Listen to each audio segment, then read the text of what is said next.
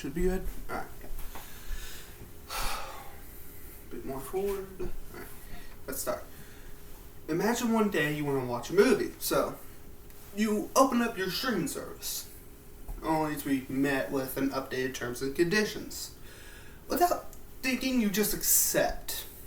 A few years later, you're at the theme park of that corporation.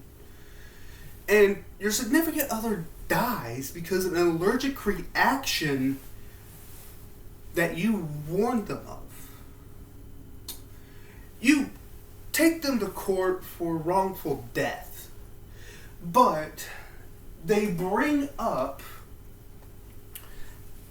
that terms and conditions that you agreed to.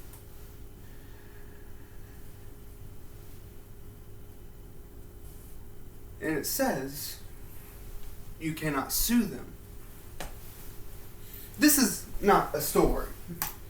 This is a true story about a man's wife who died at Disney.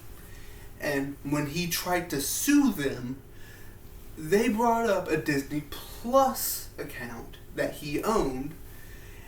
And in the terms and conditions, it said that he could not sue them.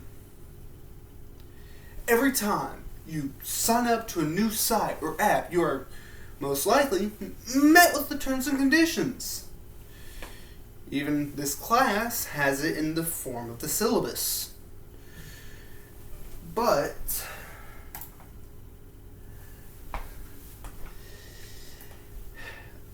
I've been conscious of contracts like these, reading them, or when it comes to terms and conditions, I look up the cliff notes so I can see what they are, what I'm agreeing to understand why they want me to read this. And by doing that, I understand why people blindly accept these terms without thinking of the consequences or the legality of it. Now that I've established that, we're going to be moving to my main points.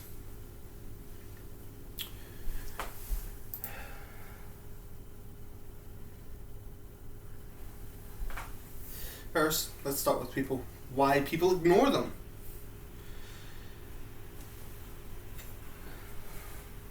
Why aren't you whatever?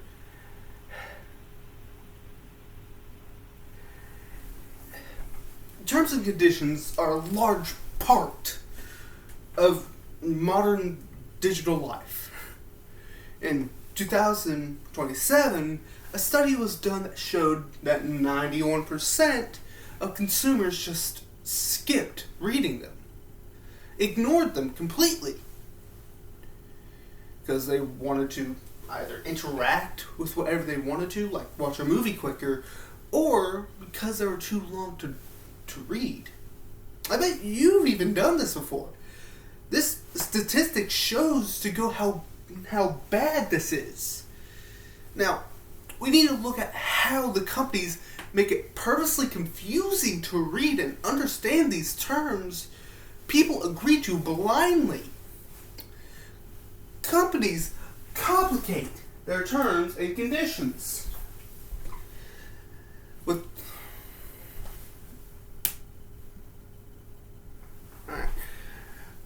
Most terms and conditions also come with a privacy policy, usually being just as long as each other.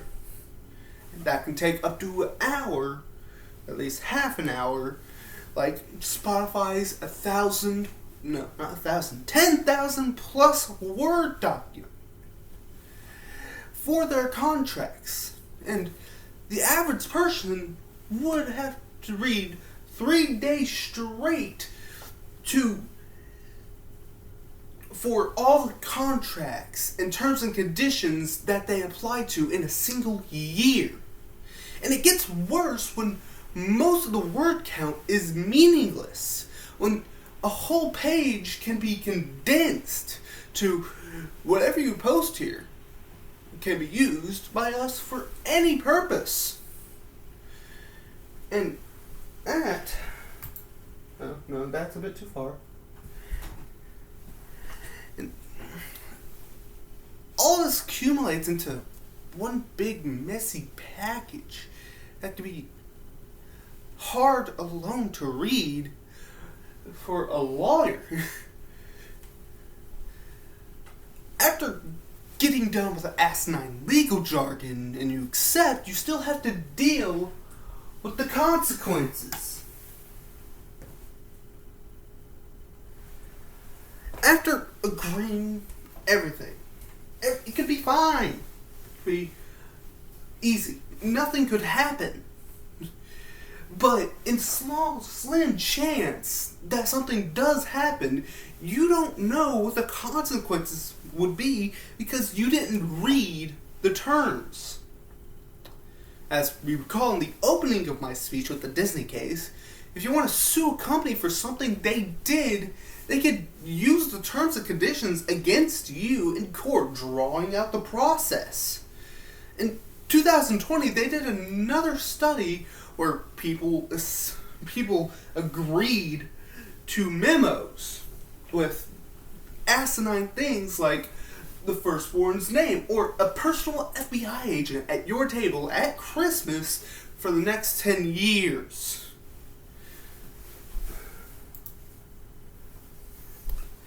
This goes to show that people usually don't know what's contained in the terms and conditions.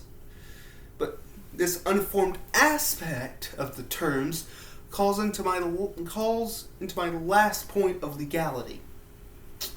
Well, I already switched to that. That is whatever. Terms and conditions rely on informed consent, which means when you agree to the terms, you're saying that you understand them completely. But it's hard to understand when you don't even know the words and what they mean. Now, there are people who do read the full terms of service, and that's how we get the summaries, the cliff notes, the bullet points of them, by people who want to help the common man. But according to our previous sources, most people don't even read the terms, meaning they cannot consent to these terms because they're not fully informed. Informed consent.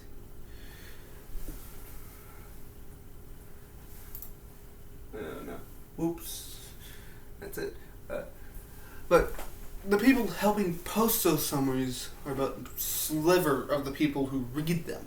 Think of like your grandma who reads them. With that last point, it's time to wrap this up. When the confusing and time-consuming process of reading these terms are combined with the consequences and legality of it, it becomes a unbearable mess of words that would give anyone a headache. And that won't change unless we do something. But in the end of the day, I can't force you to do anything. I can persuade you.